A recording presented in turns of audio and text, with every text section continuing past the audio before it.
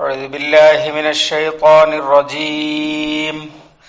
بسم الله الرحمن الرحيم.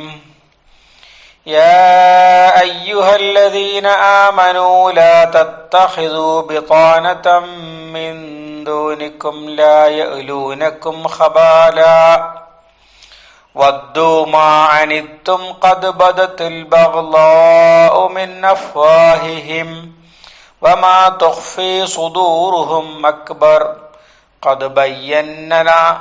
بينا لكم الآيات إن كنتم تعقلون. صدق الله العظيم. സൂറ all ഇംറാനിലെ 118 ആയത്ത്. യാ അയ്യുഹല്ലദീന ആമനു, ഓ സത്യവിശ്വാസികളെ, ലാ തത്തഖിദു, നിങ്ങൾ സ്വീകരിക്കരുത്, ബിത്താനത്തൻ, ബിത്താനത്ത് എന്ന് പറഞ്ഞാൽ അടുത്ത സുഹൃത്തുക്കൾ എന്നാണ് വാക്കിന്റെ അർത്ഥം. വാക്കിന്റെ അസൽ അർത്ഥം അടിവസ്ത്രം എന്നാണ്. അടിവസ്ത്രം പോലെ അടുത്ത ബന്ധമുള്ള ആളുകൾക്ക് പിന്നീട് ഭാഷയിൽ ആ വാക്ക് ഉപയോഗിക്കാൻ തുടങ്ങി. അങ്ങനെയാണ് അടുത്ത സുഹൃത്തിന് ആ വാക്ക് പറയാറ്. നമ്മുടെ ഉള്ളുകള്ളികളൊക്കെ അറിയുന്ന സുഹൃത്ത് എന്നർത്ഥം, അല്ലെങ്കിൽ ഉള്ളുകള്ളികളൊക്കെ അറിയുന്ന ബന്ധമുള്ളയാളായിട്ട് നിങ്ങൾ സ്വീകരിക്കരുത്. വിതാനത്തൻ, അങ്ങനെയുള്ളവനായിട്ട് സ്വീകരിക്കരുത്. അതിനാണ് തൻ എന്ന് പറഞ്ഞത്. മിൻ ദൂരിക്കും, നിങ്ങളല്ലാത്തവരിൽ നിന്ന്, നിങ്ങളെ കൂടെയുള്ള അഥവാ വിശ്വാസികൾ അല്ലാത്തവരിൽ നിന്ന് എന്നർത്ഥം. എന്താ കാരണം? ലാ യഅലൂനക്കും ഖബാല, ലാ യഅലൂനക്കും, അവർ നിങ്ങളുടെ കാര്യത്തിൽ കുറവ് വരുത്തുന്നില്ല. യഅലു എന്ന് പറഞ്ഞാൽ കുറവ് വരുത്തുകയാണ്, ഒരു കുറവും വരുത്തുന്നില്ല എന്നർത്ഥം. ഖബാലൻ, നാശത്തിന്റെ കാര്യത്തിൽ, ഷെറ് ഫസാദ് എന്നൊക്കെയാണ് ഖബാൽ എന്ന് പറഞ്ഞ അർത്ഥം. നിങ്ങൾക്ക് ഫസാദ് അല്ലെങ്കിൽ നിങ്ങൾക്ക് ഷെറ് വരുന്ന കാര്യത്തിൽ അവർ യാതൊരു കുറവും വരുത്തുന്നില്ല. വദ്ദു, അവർ ആഗ്രഹിച്ചിരിക്കുന്നു. മാ അനിത്തും, അനത്ത എന്ന് പറഞ്ഞാൽ ക്ലേശിച്ചു എന്നാണ് വാക്കിന്റെ അർത്ഥം, അഥവാ ബുദ്ധിമുട്ടിക്കുക. നിങ്ങൾ ബുദ്ധിമുട്ടുന്നതാണ്. വദ്ദു, അവർ ആഗ്രഹിക്കുന്നു അല്ലെങ്കിൽ ആഗ്രഹിച്ചിരിക്കുന്നു. മാ അനിത്തും, നിങ്ങൾ ക്ലേശിക്കുന്നത് അല്ലെങ്കിൽ നിങ്ങൾ ബുദ്ധിമുട്ടുന്നത്, നിങ്ങൾ ബുദ്ധിമുട്ടട്ടെ എന്ന് അവർ ആഗ്രഹിക്കുന്നു എന്നർത്ഥം. ഖദ് ബദത്തിൽ ബഗ്ളാഉ, ഖദ് ബദത്, ബദായബുദു വ്യക്തമാകുക, പ്രകടമാകുക എന്നൊക്കെ അർത്ഥം. ഖദ് ബദത്, ഉറപ്പായും പ്രകടമായിട്ടുണ്ട്. ഖദ് എന്നത് ഇംഗ്ലീഷിലെ ഹാഡ് ആണ്. അൽ ബഗ്ളാഉ, വിദ്വേഷം, ബുഗ്ള് ദേഷ്യം, അതന്നെയാണ് വാക്ക്. മിൻ അഫ്വാഹിഹിം, അവരുടെ വായകളിൽ നിന്ന്. വമാ തുഖ്ഫി സുദൂറുഹും അക്ബർ, വമാ തുഖ്ഫി, മറച്ചു വെക്കുന്നത്, സുദൂറുഹും, അവരുടെ നെഞ്ചകങ്ങൾ, അക്ബർ, അതിലും വലുതാണ്. വായ കൊണ്ട് പറഞ്ഞതിനേക്കാളും വലുതാണ് മനസ്സിലുള്ളത്. ഖദ് ബയ്യന്നാ ലക്കും, നാം നിങ്ങൾക്ക് വിവരിച്ചു തന്നിരിക്കുന്നു, അൽ ആയാത്ത്, ഈ ആയത്തുകൾ. ഇൻ കുന്തും തഅഖിലൂൻ, നിങ്ങൾ ചിന്തിക്കുന്നവരാണെങ്കിൽ. മുകളിൽ പറഞ്ഞതുമായി ചേർത്തി വായിച്ചാൽ വേഗം മനസ്സിലാകും. വേദക്കാരിലെ നല്ല ആളുകളെ കുറിച്ച് പറഞ്ഞു, പിന്നെ നിഷേധികളെ കുറിച്ച് പറഞ്ഞു. നബി സല്ലല്ലാഹു അലൈഹി വസല്ലമ മദീനയിൽ എത്തിയപ്പോ ഔസ് ഖസ്റജ് ഗോത്രക്കാരായ ആളുകളാണ് ഇസ്ലാമിലേക്ക് കൂട്ടത്തോടെ ധാരാളമായിട്ട് കടന്നു വന്നത്. മദീനയിൽ ഉണ്ടായിരുന്നത് 3 ജൂത ഗോത്രങ്ങളായിരുന്നു: ബനു ഖൈനുഖാ, ബനു നളീർ, ബനു ഖുറൈള. ഈ ഗോത്രങ്ങൾ 3ഉം ഒന്നുകിൽ ഔസിന്റെയോ അല്ലെങ്കിൽ ഖസ്റജിന്റെയോ സഖ്യകക്ഷികളായിരുന്നു. അവരെ തമ്മിലടുപ്പിക്കുന്നതിൽ, ഔസിനെയും ഖസ്റജിനെയും തമ്മിലടുപ്പിക്കുന്നതിൽ, എന്നിട്ട് അവർക്ക് യുദ്ധാവശ്യത്തിന് പണം പലിശക്ക് കൊടുക്കുക, ഇങ്ങനെയൊക്കെയുള്ള പരിപാടികളാണ് ജൂതഗോത്രങ്ങൾ ചെയ്തു വന്നിരുന്നത്. ഇവരെ ഇസ്ലാം വന്നപ്പോൾ ഇവർ രണ്ടു കൂട്ടരും ഇസ്ലാമിൽ യോജിച്ചു സഹോദരങ്ങളായിട്ട് മാറി. അത് ജൂതന്മാർക്ക് തീരെ സഹിക്കാത്തൊരു കാര്യമായിരുന്നു. പിന്നീട് നബി സല്ലല്ലാഹു അലൈഹി വസല്ലമ തന്നെയും ജൂതന്മാരുമായി പരസ്പര സഹായ കരാറിൽ ഏർപ്പെടും. മദീനയുടെ സുരക്ഷിതത്വവും സമാധാനവും ഒക്കെ നിലനിർത്താൻ വേണ്ടിയായിരുന്നു ശത്രുക്കൾക്കെതിരെ ഒന്നിച്ചു നിൽക്കുക എല്ലാ മതവിശ്വാസികളും. മദീനയിലെ 1500 മുസ്ലിങ്ങളും 4500 മുശ്രിക്കുകളും 4000 ജൂതന്മാരുമാണ് ആദ്യഘട്ടത്തിൽ ഉണ്ടായിരുന്ന പോപ്പുലേഷൻ റേഷ്യോ.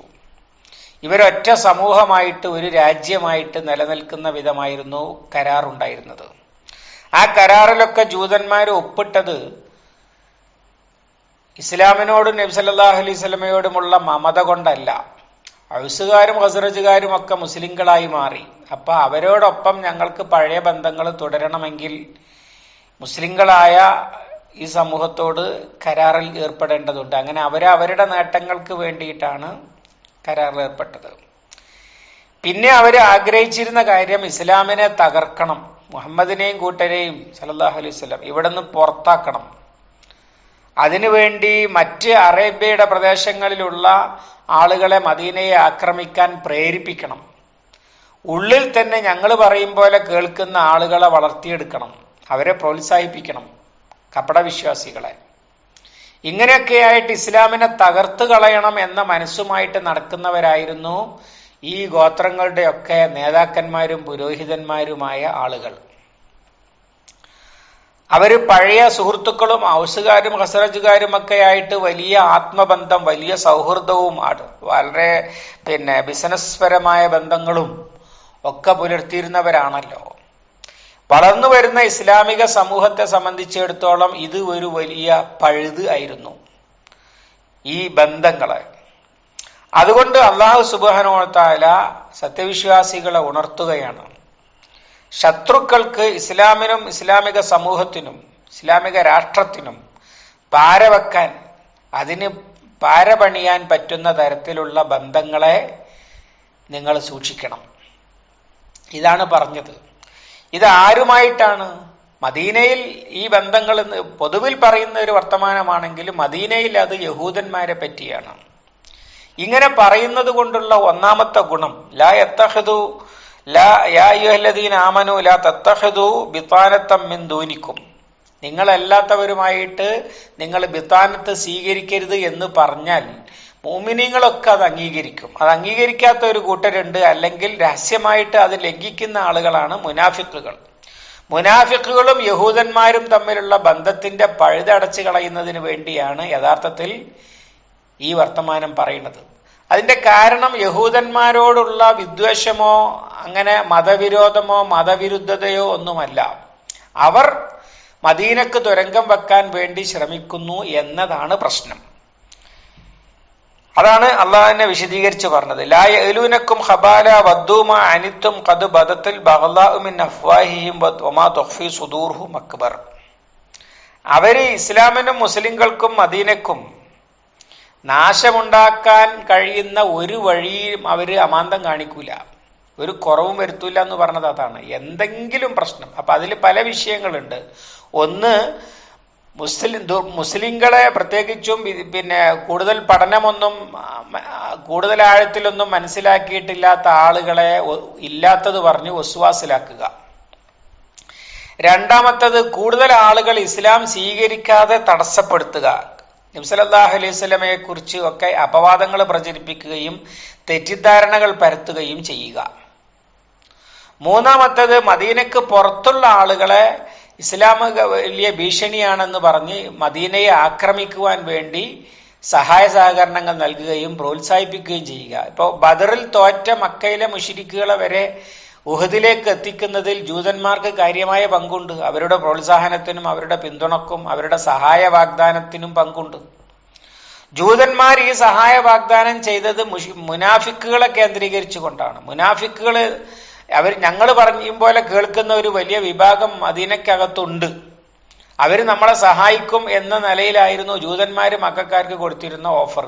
അതൊരു വേള അവർ പാലിക്കുകയും ചെയ്തല്ലോ. നബി സല്ലല്ലാഹു അലൈഹി വസല്ലമയുടെ 1000 പേരടങ്ങുന്ന സൈന്യത്തിൽ നിന്ന് 300 മുനാഫിക്കുകൾ തിരിഞ്ഞു നടന്നതിന്റെ പിന്നിൽ യഥാർത്ഥത്തിൽ ജൂതന്മാരുടെ പ്രേരണയാണ്. കാരണം മുനാഫിക്കുകളും ജൂതന്മാരും തമ്മിൽ വലിയ ബന്ധമുണ്ടായിരുന്നു. ഈ ആയത്തൊക്കെ ഇറങ്ങിയിട്ടും അത് സംഭവിച്ചെങ്കിൽ, അല്ലാഹു സുബ്ഹാനഹു വ തആല ഇത്ര ഗൗരവത്തിൽ ഇത് പറഞ്ഞിട്ടും അത് സംഭവിച്ചെങ്കിൽ എത്രത്തോളം ഉണ്ടായിരുന്നു അവരുടെ ശത്രുത, അവരുടെ പാരകളുടെ ഗൗരവം, കടുപ്പം എന്ന് നമുക്ക് മനസ്സിലാക്കാൻ കഴിയുന്നതാണ്. അതാണ് ലാ യലൂനക്കും ഖബാല വദ്ദു മാ അനിത്തും എന്നൊക്കെ പറഞ്ഞത്. എങ്ങനെങ്കിലും എടങ്ങറാക്കണം, പ്രയാസങ്ങൾ ഉണ്ടാക്കണം.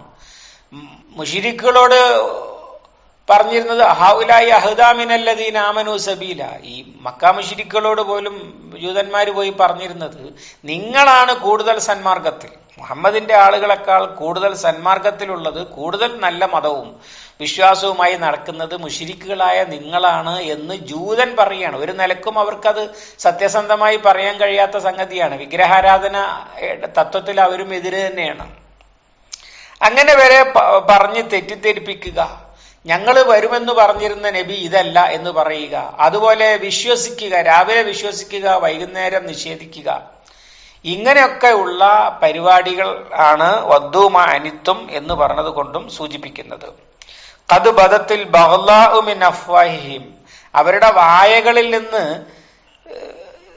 വിദ്വേഷം പ്രകടമായി കഴിഞ്ഞിരിക്കുന്നു എന്ന് പറഞ്ഞത് നബി സല്ലല്ലാഹു അലൈഹി വസല്ലമക്കെതിരെ, മുസ്ലിങ്ങൾക്കെതിരെയും അവര് പ്രചരിപ്പിച്ചിരുന്ന വിദ്വേഷ പ്രചരണങ്ങൾ തന്നെയാണ്. അത് തുറന്നു പറഞ്ഞിട്ടുണ്ട് പല സന്ദർഭങ്ങളിലും. അത് നബി സല്ലല്ലാഹു അലൈഹി വസല്ലമയെ കൊല്ലാൻ വരെയുള്ള ഗൂഢാലോചനകൾ അവർ നടത്തിയിട്ടുണ്ട്. ഇതൊക്കെയാണ് ഖദ് ബദത്തിൽ ബഗ്ളാഉ മിൻ അഫ്വാഹിഹിം എന്ന് പറഞ്ഞത്. സാധാരണ സംഭാഷണങ്ങളിലൊക്കെ തരം കിട്ടിയാൽ റസൂൽ സല്ലല്ലാഹു അലൈഹി വസല്ലമയെയും മുസ്ലിങ്ങളെയും ഒക്കെ ബൽസിച്ച് സംസാരിക്കുന്ന ആളുകൾ ആ കൂട്ടത്തിലുണ്ടായിരുന്നു. വമാ തുഖ്ഫി സുദൂറുഹും അക്ബർ, അവരുടെ മനസ്സിലിരിപ്പ് റസൂലുള്ളാഹിനെ കൊല്ലാൻ തന്നെയാണ് പരിപാടി. അങ്ങനെ മദീനയെ തകർത്ത് കളയാനാണ് അവർ ആഗ്രഹിക്കുന്നത്. ഇങ്ങനെ ഇത്ര ശത്രുത പുലർത്തുന്ന ആളുകളെ നിങ്ങൾ ആത്മാർത്ഥ സുഹൃത്തുക്കൾ എന്ന വിചാരത്തിൽ കൊണ്ടു നടക്കരുത് എന്നാണ് പറയുന്നത്.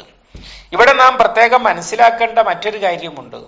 ഇത് മദീനക്കാരായ ആളുകൾക്ക്, മദീനയിലെ അന്നത്തെ യഹൂദന്മാർക്ക് മാത്രം ബാധകമായ ഒരു കാര്യമാണോ? അല്ല, എല്ലാ കാലത്തുമുള്ള ഇസ്ലാമിന്റെ ശത്രുക്കൾക്ക് ബാധകമായ ഒരു കാര്യമാണ്.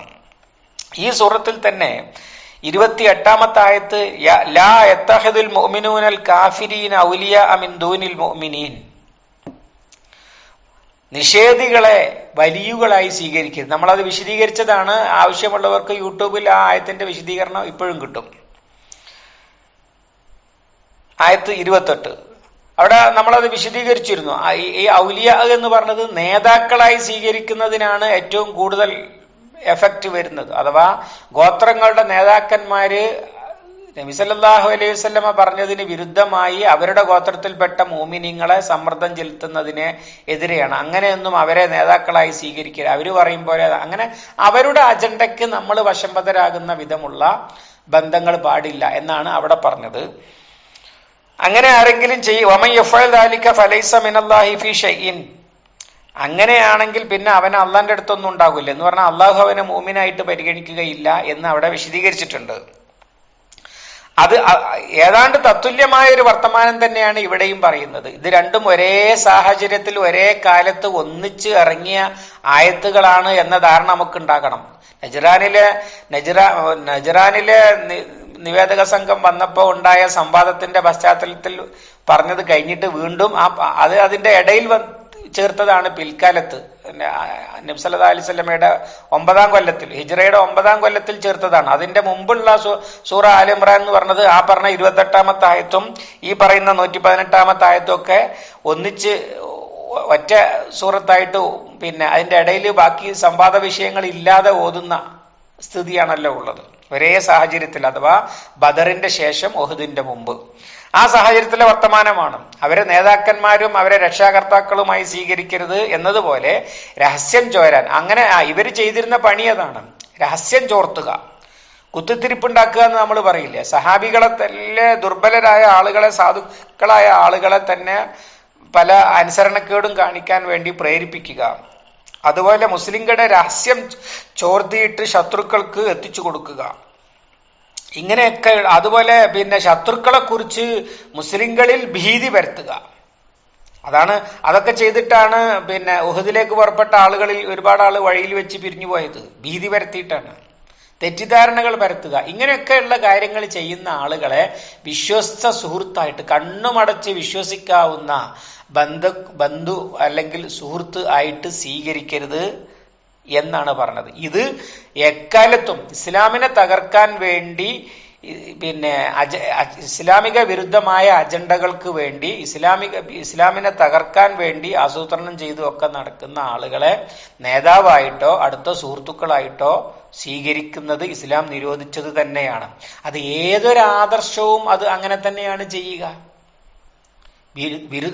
ആദർശ വിരുദ്ധരായ ആളുകളുമായി അടുത്ത ബന്ധം, ഇപ്പൊ നമുക്കറിയില്ലേ, നമ്മുടെ കേരളത്തിലെ കമ്മ്യൂണിസ്റ്റ് പാർട്ടി CPM-ഉം CPI-യുമായിട്ട് പിളർന്നപ്പോ ഗൗരിയമ്മ CPM-ലാണ്, ഭർത്താവ് CPI-യിലാണ്. എന്നിട്ട് ആ ദാമ്പത്യ ബന്ധം വരെ പാർട്ടി കട്ട് ചെയ്തത്, മുറിച്ചു കളഞ്ഞത് നമുക്ക് അറിയാവുന്ന ചരിത്രമാണ്. വളരെ അടുത്ത കാലത്ത് ഇതൊരു ഉദാഹരണം പറഞ്ഞതാണ്, കമ്മ്യൂണിസത്തെ കുറിച്ച് പറയാൻ വേണ്ടി പറഞ്ഞതല്ല. ഏതായാലും ഇങ്ങനെ, കാരണം എന്താണ്? ആദർശവിരുദ്ധമാണെന്ന് മാത്രമല്ല, ഈ ബന്ധത്തിലൂടെ രഹസ്യങ്ങൾ ചോരാനൊക്കെ സാധ്യതയുണ്ട്. അതുകൊണ്ട് അത് പറ്റുകയില്ല. ഇത് തന്നെയാണ് ഈ പറഞ്ഞതും. അന്ന് അതുതന്നെയാണ് പ്രശ്നം. അഥവാ എതിരെ അക്രമത്തിന് വരുന്ന ആളുകളുമായിട്ട് രഹസ്യം ചോരുന്ന വിധമോ അവരുടെ അജണ്ടകൾക്കനുസരിച്ച് ഇവിടെ കാര്യങ്ങൾ നടക്കുന്ന സ്ഥിതിയിലോ ഉള്ള ബന്ധങ്ങൾ ഉണ്ടാകരുത്. ഇത് എക്കാലത്തും ഏത് നാട്ടിലും സത്യവിശ്വാസികൾ പാലിക്കേണ്ട ബാധ്യതയുള്ള ഒരു കാര്യമാണ്. അതേ സമയത്ത് ഈ പറഞ്ഞതിന്റെ അർത്ഥം മുസ്ലിങ്ങളല്ലാത്ത മനുഷ്യരുമായിട്ടൊന്നും യാതൊരു ബന്ധവും പാടില്ല എന്നാണോ? അങ്ങനെ അതിന് അർത്ഥവുമില്ല. അപ്പൊ ഉദാഹരണമായി സൂറത്തുൽ മുംതഹിനയിൽ അല്ലാഹു തആല തന്നെ ആ സംശയം ദൂരീകരിക്കുന്നുണ്ട്. ലാ യൻഹാകുമുല്ലാഹു അനില്ലദീന ലം യുഖാതിലൂകും ഫിദ്ദീനി വലം യുഖ്രിജൂകും മിൻ ദിയാരികും അൻ തബറൂഹും വതുഖ്സിതു ഇലൈഹിം ഇന്നല്ലാഹ യുഹിബ്ബുൽ മുഖ്സിതീൻ. ലാ യൻഹാകുമുല്ലാഹു, അല്ലാഹു നിങ്ങളെ തടയുന്നില്ല, വിരോധിക്കുന്നില്ല. അനില്ലദീന ലം യുഖാതിലൂകും ഫിദ്ദീനി, ദീനിന്റെ കാര്യത്തിൽ നിങ്ങളോട് യുദ്ധത്തിന് വരാത്തവരുടെ കാര്യത്തിൽ, വലം യുഖ്രിജൂകും മിൻ ദിയാരികും, നിങ്ങളെ നാട്ടിൽ നിന്ന് പുറത്താക്കുകയും ചെയ്യാത്തവരുടെ കാര്യത്തിൽ, അൻ തബറൂഹും വതുഖ്സിതു ഇലൈഹിം, അവരോട് നല്ല നിലയിൽ വർത്തിക്കുന്നതും നീതിപൂർവം പെരുമാറുന്നതും. ഇന്നല്ലാഹ യുഹിബ്ബുൽ മുഖ്സിതീൻ, നീതിപൂർവം പെരുമാറുന്നവരെ അല്ലാഹു ഇഷ്ടപ്പെടുന്നു. എന്താ പറഞ്ഞത്? ഇങ്ങനെ ഇസ്ലാമിനോടും മുസ്ലിങ്ങളോടും ശത്രുത പുലർത്താത്ത, അവരെ തകർക്കാൻ വേണ്ടി മെനക്കെട്ട് വരാത്ത, ഇവിടെ പറഞ്ഞതിന്റെ അർത്ഥം എന്താന്ന് വെച്ചാൽ ലം യുഖാതിലൂക്കും ഫിദ്ദീനി എന്ന് പറഞ്ഞാല് മദീനയോട് യുദ്ധത്തിന് വരാത്ത ഒരു സമൂഹത്തിന്റെ കാര്യത്തിലും അല്ലാഹ് നിങ്ങളെ തടയുന്നില്ല എന്നാണ്. വലം യുഖ്രിജൂകും മിൻ ദിയാരികും എന്നുള്ളതുകൊണ്ട് സൂചിപ്പിക്കുന്നത് മക്കാ മുശ്രിക്കുകളെയാണ്. മക്കാ മുശ്രിക്കുകളിൽ മക്കയിൽ നിന്ന് മുഹമ്മദ് സല്ലല്ലാഹു അലൈഹി വസല്ലമയെയും അനുയായികളെയും പുറത്താക്കാൻ വേണ്ടി രംഗത്ത് വരുന്നവരല്ലാത്ത മുശ്രിക്കുകളായ ബന്ധുക്കൾ, മുശ്രിക്കുകളായ സുഹൃത്തുക്കൾ, അവരുടെ ഒന്നും കാര്യത്തിൽ നിങ്ങളെ തടഞ്ഞിട്ടില്ല. അതുപോലെ തന്നെ മദീനയിലെ മുശ്രിക്കുകൾ നേരിട്ട് യുദ്ധത്തിന് വന്നവരല്ല. ഔസിലെയും ഖസ്റജിലെയും ഒന്നും മുശ്രിക്കുകൾ നബി സല്ലല്ലാഹു അലൈഹി വസല്ലമയോടും മദീനയോടും യുദ്ധത്തിന് വന്നിട്ടില്ല. അത്തരം ആളുകളുടെ ഒന്നും കാര്യത്തിൽ നിങ്ങളെ തടയുന്നില്ല. ഇനിയുണ്ട്, മക്കയിലെ മുശ്രിക്കുകളിൽ യുദ്ധത്തിന് വന്നവരുടെ കൂട്ടത്തിൽ പോലും യഥാർത്ഥത്തിൽ താല്പര്യമില്ലാതെ വന്നവർ, സാമൂഹ്യ സമ്മർദ്ദത്തിന്റെ പേരിൽ, അബൂജഹലിന്റെ സമ്മർദ്ദത്തിന്റെ പേരിൽ വന്നതാണ് അബ്ബാസ് ബിൻ അബ്ദുൽ മുത്തലിബ് റളിയല്ലാഹു അൻഹു. ബദറിൽ ഇസ്ലാമിനെതിരെ യുദ്ധത്തിന് വരികയും യുദ്ധത്തടവുകാരനായി പിടികൂടപ്പെടുകയും ചെയ്തിട്ടുണ്ട്. പക്ഷേ നബി സല്ലല്ലാഹു അലൈഹി വസല്ലം ആദ്യം തന്നെ പറഞ്ഞു അബ്ബാസ് ബിൻ അബ്ദുൽ മുത്തലിബിനെ ഒന്നും ചെയ്യരുതെന്ന്. കാരണം എന്താ? അദ്ദേഹം യുദ്ധമുന്നണിയിൽ വന്നിട്ടുണ്ടെങ്കിൽ പോലും ശത്രുവല്ല, പിന്നെ വരാതിരിക്കാൻ കഴിയില്ലല്ലോ. അങ്ങനെ ഒരുപാട് ആളുകളെ പ്രത്യേകം നോട്ട് ചെയ്തിട്ട് അവരെ ഒന്നും ചെയ്യരുത് എന്ന് പറഞ്ഞ സംഭവം വരെ ഉണ്ട്. യുദ്ധത്തിന് വന്നവരെ പോലും ചിലരെ എക്സ്ക്ലൂഡ് ചെയ്തിട്ടുണ്ട് എന്നർത്ഥം. എല്ലാ പൊതു നിയമത്തിലും ഉണ്ടാവുമല്ലോ എക്സെപ്ഷനുകൾ. അവരുടെ ഒന്നും കാര്യത്തിൽ നിരോധിച്ചിട്ടില്ല. അൻ തബറൂഹും വതുഖ്സിതു ഇലൈഹിം, ബിർറ് പാലിക്കുന്നത്. ബിർറ് എന്ന് പറഞ്ഞാൽ നമുക്കറിയാവുന്ന വാക്കാണ്, ബിർറുൽ വാലിദൈനി. മാതാപിതാക്കൾക്ക് എപ്പോഴൊക്കെ എന്തൊക്കെ ഏതൊക്കെ രീതിയിലാണോ ചെയ്തു കൊടുക്കേണ്ടത് അതൊക്കെ ചെയ്തു കൊടുക്കുന്നതിനാണ് മൊത്തത്തിൽ അവരോടുള്ള ബിർറ് എന്ന് പറയാം. എന്നതുപോലെ അയൽവാസിയോടുള്ള ബിർറ്. അപ്പൊ ഇത്തരം ആളുകൾ, ശത്രുക്കളല്ലാത്ത ആളുകൾ മുസ്ലിങ്ങളല്ലെങ്കിലും മാതാപിതാക്കളായിട്ട് വന്നിട്ടുള്ളതെങ്കിൽ മാതാപിതാക്കളോട് എങ്ങനെയാണോ പെരുമാറേണ്ടത് അങ്ങനെ തന്നെ അവരോട് പെരുമാറണം. സഹോദരന്മാർ, രക്തബന്ധുക്കൾ, അയൽവാസികൾ, സഹപാഠികൾ, സഹകാരികൾ, സഹജോലിക്കാർ, സഹയാത്രികർ, ഇങ്ങനെ ഏത് നിലയിലാണോ മുസ്ലിം അല്ലാത്ത ഒരാള് കൂടെ ഉള്ളത് അവിടെ പാലിക്കേണ്ട ബിർറ്, അയൽവാസിയോടുള്ള ബിർറ്, രക്തബന്ധുവിനോടുള്ള ബിർറ്, നന്മ, എല്ലാവരോടുമുള്ള നന്മ, അവരോടൊക്കെ നല്ല നിലയിൽ വേണ്ട അവകാശങ്ങളും ബാധ്യതകളും ഒക്കെ വകവെച്ചു കൊടുത്തുകൊണ്ട് സ്നേഹ സൗഹാർദ്ദങ്ങൾ പങ്കുവെച്ചുകൊണ്ട് പെരുമാറുന്നതിന് അല്ലാഹു തആല നിങ്ങളെ തടഞ്ഞിട്ടില്ല എന്ന് കൃത്യം അവിടെ വിശദീകരിക്കുന്നുണ്ട്. അപ്പോൾ സ്വാഭാവികമായിട്ടും അതിന്റെ അടിസ്ഥാനത്തിൽ വേണം ഈ ആയത്ത് മനസ്സിലാക്കാൻ. ഒരേ പ്രദേശത്ത് താമസിക്കുന്ന മുസ്ലിങ്ങളും മുസ്ലിങ്ങളല്ലാത്തവരുമായ വിവിധ ജാതി മതസ്ഥരായ ആളുകൾ, അതിൽ അവരോട് നല്ല നിലയിൽ വർത്തിക്കരുതെന്നോ അവർ സുഹൃത്തുക്കൾ ഉണ്ടാവരുതെന്നോ അവർ കൂട്ടുകാരാവരുതെന്നോ ഒന്നും പറഞ്ഞിട്ടില്ല. ഒരു കാലത്തും എവിടെയും അങ്ങനെ ചെയ്യാൻ പറഞ്ഞിട്ടില്ല എന്ന് മാത്രമല്ല, നബി സല്ലല്ലാഹു അലൈഹി വസല്ലമയുടെ മദീനയിലും പിൽക്കാലത്തും ഒക്കെ മുസ്ലിങ്ങളല്ലാത്തവരും മുസ്ലിങ്ങളും തമ്മിൽ ഒന്നിച്ചു പണിയെടുത്ത ഒരുപാട് ചരിത്രം ദീനുൽ ഇസ്ലാമിനുണ്ട്. അതൊന്നും നിരോധിച്ചിട്ടില്ല. ഇന്നും മുസ്ലിം രാജ്യങ്ങളിൽ മുസ്ലിങ്ങളല്ലാത്തവർ വളരെ സമാധാനപൂർവ്വം കഴിയുന്നത് ആർക്കും അനുഭവപ്പെടുന്നതാണ്. നമ്മുടെ നാട്ടിലെ മുസ്ലിങ്ങൾക്കെതിരെ ഉറഞ്ഞു തുള്ളുന്ന ആളുകൾ പോലും പോയി ജോലി ചെയ്യുന്നത് മുസ്ലിം രാജ്യങ്ങളിലാണ്. എന്നിട്ട് ഇസ്ലാമിന്റെ ശത്രുത, അവിടെ ഒന്നും പൂർണ്ണമായി ഇസ്ലാമിക സമൂഹമാണ്, ഇസ്ലാമിക ഭരണകൂടമാണ് രാജ്യം എന്നൊന്നും പറഞ്ഞുകൂടാ. എന്നിട്ട് പോലും മുസ്ലിങ്ങളല്ലാത്ത ഇവരോട് മുസ്ലിങ്ങളായ സമൂഹങ്ങൾ ഈ ആരോപിക്കപ്പെടുന്നത് പോലുള്ള ശത്രുതയോ വിദ്വേഷമോ പ്രകടിപ്പിച്ചിട്ടില്ല. ഇതൊരു വസ്തുതയായിട്ട് ലോകത്തിന്റെ മുമ്പിലുള്ളതാണ്. അപ്പൊ പറഞ്ഞു വന്നത്, ഇങ്ങനെ അല്ലാഹു തആല നിരോധിക്കുന്നത് ഇതര സമൂഹങ്ങളുമായിട്ട്, ഇതര മതസ്ഥരുമായി, ഇതര സമുദായങ്ങളുമായി സ്നേഹവും സൗഹാർദ്ദവും ഉണ്ടാകരുത് എന്നല്ല, ശത്രുക്കളുമായിട്ടാണ്. ഈ ആയത്തിന് തന്നെ ചില മുഫസ്സിറുകൾ നൽകിയിട്ടുള്ള വിശദീകരണം ഇത് മുനാഫിക്കുകളുമായിട്ടാണ് എന്നാണ്. അഥവാ ശത്രുക്കളുമായി ബന്ധം പുലർത്തുന്ന മുസ്ലിങ്ങളുമായി അടുത്ത ബന്ധം പുലർത്തരുത്, രഹസ്യം ചോരുന്ന തരത്തിൽ നിന്നാണ് അപ്പൊ അതിന്റെ അർത്ഥം. അത് ഇപ്പൊ അബ്ദുല്ലാഹിബിൻ ഉബയ്യിബിൻ സുലൂൽ മുനാഫിക്കുകളുടെ നേതാവാണ് എന്ന് വ്യക്തമായതാണ്. യഥാർത്ഥത്തിൽ അയാൾ നടന്നിരുന്നത് മുസ്ലിമാണ് എന്നുള്ള നിലക്കാണ്. മരിക്കുന്ന സമയത്ത് പോലും മരണമാസന്നമായപ്പോ റസൂലുള്ളാന്റെ അടുത്തേക്ക് മകനെ പറഞ്ഞേക്കാണ്, റസൂലുള്ളാന്റെ ഒരു കുപ്പായം വാങ്ങിച്ചു കൊണ്ടുവരാ, എന്നിട്ട് അതുകൊണ്ട് വേണം എന്റെ കഫംപുടവ എന്നെ പൊതിയാന് എന്ന് പറഞ്ഞിട്ട് കുപ്പായം വാങ്ങി കൊണ്ടുവരാൻ പറഞ്ഞയച്ചയാളാണ്. നബി സല്ലല്ലാഹു അലൈഹി വസല്ലമയോട് വളരെ അടുത്ത ബന്ധം പുലർത്തിയിരുന്ന പൗരപ്രമുഖനായിട്ട് ജീവിച്ചയാളാണ് അബ്ദുല്ലാഹിബിൻ ഉബയ്യിബിൻ സുലൂൽ. ഈ ആയത്തിന്റെ അർത്ഥം അബ്ദുല്ലാഹിബിൻ ഉബയ്യിബിൻ സുലൂലിനെ സൂക്ഷിക്കണം എന്നുകൂടിയാണ്. കാരണം ശത്രുത വളരെ വ്യക്തമായിട്ട് ഇപ്പോ നബി സല്ലല്ലാഹു അലൈഹി വസല്ലമയെ മദീനയിൽ നിന്ന് പുറത്താക്കണം എന്ന് വരെ വ്യക്തമായിട്ട് പറഞ്ഞയാളാണ്. അപ്പൊ അങ്ങനെ പ്രകടമായ മുനാഫിക്കുകൾക്കും ബാധകമാണ് ഈ കാര്യം എന്ന് ഖുർആൻ വ്യാഖ്യാതാക്കൾ പറഞ്ഞിട്ടുണ്ട്. അവരെയും സൂക്ഷിക്കണം. കാരണം അവര് ശത്രുക്കൾക്ക് മുസ്ലിങ്ങൾക്ക് നാശമുണ്ടാക്കാൻ ആഗ്രഹിച്ച് നടക്കുന്ന ആളുകളാണ്. അവരുടെ ശത്രുക്കളോ ശത്രുക്കളുടെ ഉപകരണങ്ങളോ ആണ്, വേഷം മാറിയവരാണ്. ജൂതന്മാരുടെ കൂട്ടത്തിൽ നിന്ന് വേഷം മാറി മുസ്ലിങ്ങളായി നടന്നിരുന്ന ധാരാളം ആളുകൾ ഉണ്ടായിരുന്നു. കാരണം അവരുടെ പോളിസി തന്നെ ഈ സൂറത്തിൽ തന്നെ വന്നല്ലോ. അവര് പറഞ്ഞത് തന്നെ രാവിലെ മുസ്ലിം ആകുക, വൈകുന്നേരം കാഫിറാകുക. ഇങ്ങനെ ആളെ പറ്റിക്കാൻ വേണ്ടി മുസ്ലിം വേഷം ധരിച്ച് നടന്നിരുന്ന ആളുകളും ഉണ്ടായിരുന്നു. ഇത്തരം ആളുകളെയൊക്കെ വളരെ കരുതലോടെ കൈകാര്യം ചെയ്യണം എന്നാണ് ആയത്തിന്റെ മൊത്തം സന്ദേശം. അതുകൊണ്ടാണ് അവസാനിപ്പിക്കുന്നത് ഖദ് ബയ്യന്നാ ലക്കുമുൽ ആയാത്തി ഇൻ കുന്തും തഅഖിലൂൻ. അള്ളാഹു ആയത്തുകൾ വിശദീകരിച്ചു തരുന്നു, നിങ്ങൾ ബുദ്ധിയുള്ളവരാണെങ്കിൽ, അഥവാ ബുദ്ധിപൂർവം. ഒരു തത്വമായിട്ട് ഇങ്ങനെ മുസ്ലിമാണോ മുസ്ലിമല്ലേ എന്ന ഒരു ബന്ധമില്ല എന്ന് നോക്കലല്ല, ബുദ്ധിപൂർവം ഒരാളെ എവിടെയാണോ വെക്കേണ്ടത്, എങ്ങനെയാണോ കൈകാര്യം ചെയ്യേണ്ടത്, അങ്ങനെ കൈകാര്യം ചെയ്യാൻ നിങ്ങൾക്ക് കഴിയണം. വിശ്വസ്തനെ, സമാധാനകാംക്ഷിയെ അങ്ങനെയും, അല്ല ശത്രുത കൊണ്ട് നടക്കുന്നവനെ അങ്ങനെയും കരുതലോടുകൂടി വീക്ഷിക്കാൻ കഴിയണം എന്ന് ഉത്ബോധിപ്പിക്കുകയാണ് ആയത്തിന്റെ മൊത്തം സന്ദേശം. വിശദീകരണം കുറച്ചുകൂടി ഉണ്ട് അടുത്ത ആയത്തുകളിൽ ഇൻഷാ അല്ലാഹ് നാളെ പറയാം. അല്ലാഹു സുബ്ഹാനഹു വ തആല അവന്റെ കലാം ശരിയായി പഠിക്കുവാനും മനസ്സിലാക്കുവാനും പാഠങ്ങൾ ഉൾക്കൊള്ളുവാനും ജീവിതത്തിൽ പകർത്തുവാനും നമുക്ക് തൗഫീഖ് നൽകി അനുഗ്രഹിക്കുമാറാവട്ടെ.